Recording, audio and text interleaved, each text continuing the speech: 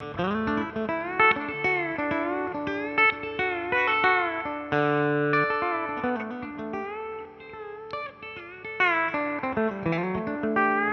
was Clarence White's original StringBender, created by him and Gene Parsons, the drummer for the Byrds. But I kind of found this guitar by way of a record player. Clarence's brother Roland was a bluegrass musician, and Roland played with Lester Flatt.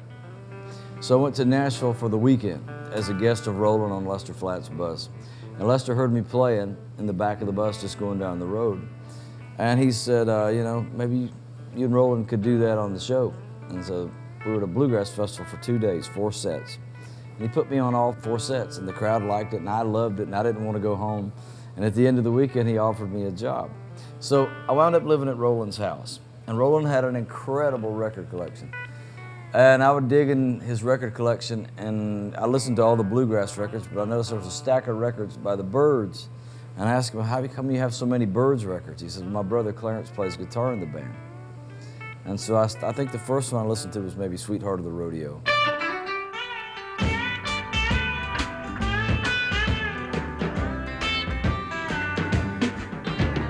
It was really an eye-opening experience because I thought I was listening to a steel guitar play, and I'm a big steel guitar fan. And he said, no, that's my brother's guitar, and he has a thing called a pull string on there. He and the drummer, Gene Parsons, put on this guitar, and it astounded me.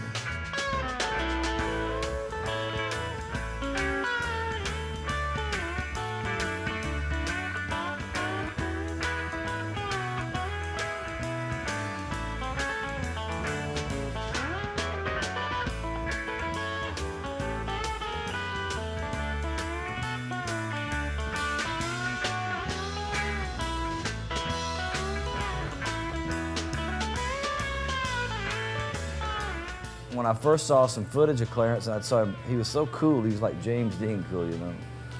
He barely moved his shoulder. Most people play these guitars really hard. They snap them, you know. But Clarence was like the ultimate of cool. Like it was really beautiful to watch him play. It was like poetry, you know.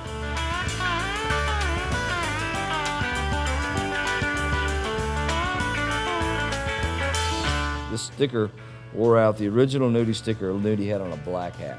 They would stick this at the top of the coat hanger when you buy a suit, or Nudie would put those on dollar bills and hand to people. And Mangler, Phil Kaufman, Graham Parsons' old road manager, put the original one on here. Now, this is the original Frankfurt sticker, and some fan gave me a new one just in case this one ever goes away. That's from a Plymouth Satellite. That's still the duct tape that Clarence had on there. That's still Clarence's dirt. I guess it's a space-age hillbilly guitar.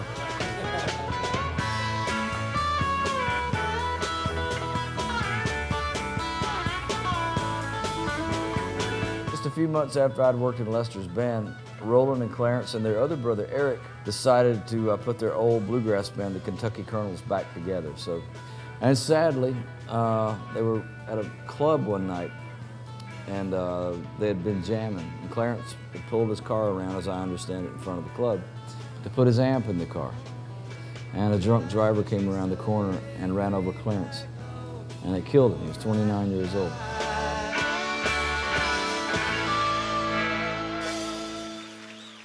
There went the life of, you know, somebody that I have no doubt in my mind could have, you know, been revered in the same pantheon as Jimi Hendrix or any of those other guys, you know, in that league, because I know Clarence had that much in him. He was just getting started. He'd scratched the surface.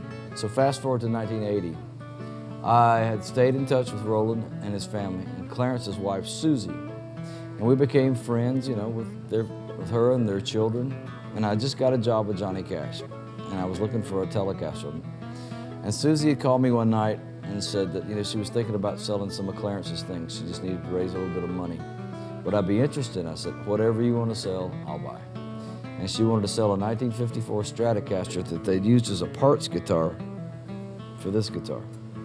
And she had a Nudie suit that Clarence wore with the Byrds, some Byrds paraphernalia, you know, and I said, whatever, that's fine.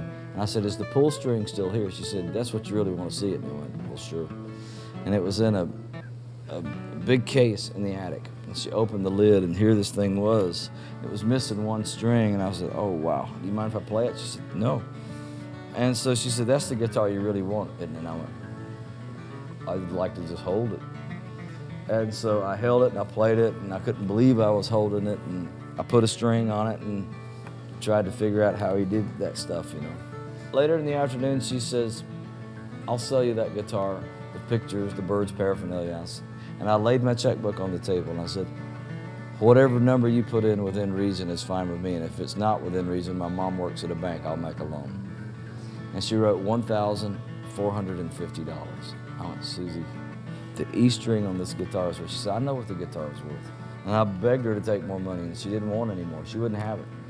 I think Clarence would want you to have it. I said, I only met him one time. She says, you'll take care of it and honor it. I went, well, that I will do. Oddly enough, when I first got it, I could hear the chatter from way out there, you know. Why did he get it? He doesn't deserve it. And I agreed with him 100%. Thought, I don't know why I got it, and I know I don't deserve it because I don't even know how to play this thing yet.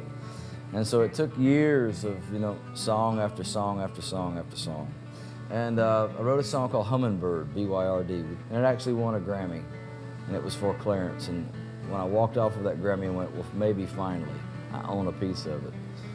But just when I think I've got something going on this guitar, I go listen to those Byrds records, and I realize I don't have anything going on this guitar.